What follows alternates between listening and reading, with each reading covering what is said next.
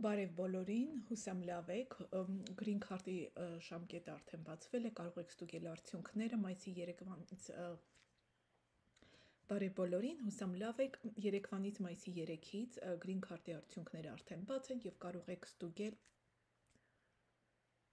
Բարև բոլորին, հուսամ լավ եք, մայիսի 3-ից Green Card-ի ստուգման տվյալները արդեն բաց են եւ կարող եք ստուգել, տեսնել շահել եք թե ոչ։ Այսօր ուզում եմ ձեզ ցույց տալ, թե ինչպես պետք է ստուգել եւ պատասխանել երկու հիմնական հարցերին, որոնք ինձ միշտ տրվում են։ Ամենաառաջինը ուրեմն կայքը միայն սա է, dvprogram.state.gov, ուրիշ որևէ կայք չեք գնում ստուգելու համար, ձեզ ոչ մի նամակ չի գալիս, միակ տարբերակը, որ ստուգեք սա է։ Ուրեմն բացում եք եւ գրում եք check status։ Այնուհետև continue ու ամենաառաջինը գրում եք confirmation number-ը, միշտ ուշադրություն դարձրեք, որ confirmation number-ը պետք է սկսի 2026-ով, շահողները ԱՄՆ պետք է գնան 26 թվականին, դրա համար սա կոչվում է 2026 թվականի Green Card-ի շահողներ, չնայած մենք 25 թվականում ենք, դրա համար միշտ ձեր թիվը պետք է սկսի 2026-ով։ Այնուհետև գրում եք ձեր ազգանունը,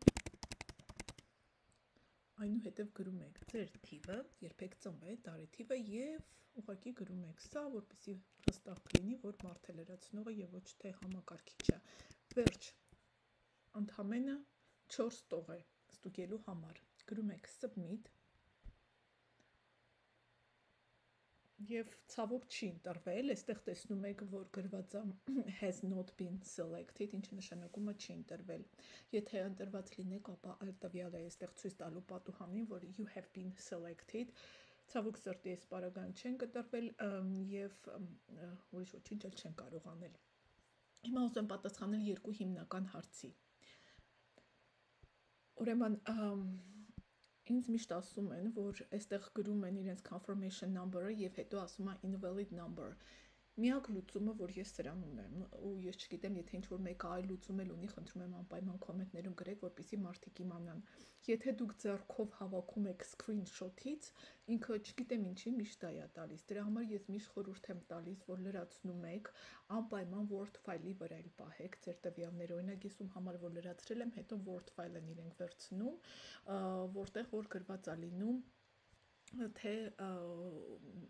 ինչ տվյալներ է եւ այլն, որպեսզի մարդը հետո կարողանա ուղղակի հասարակոպի անի եւ վերջ։ Screenshot մի արեք, ու այդ screenshot-ի վրա հույսը մի դրեք, որովհետեւ հետո ձեռքով հավաքելուց հաստատ խնդիրներ ա լինելու։ Սա մեկ, եւ երկրորդը, եթե դուք ձեր confirmation number-ը կորցրել եք, վերականգնելու համար կա այս forgot confirmation number թիվը, տողը, ուրեմն սեղմում եք սրա վրա։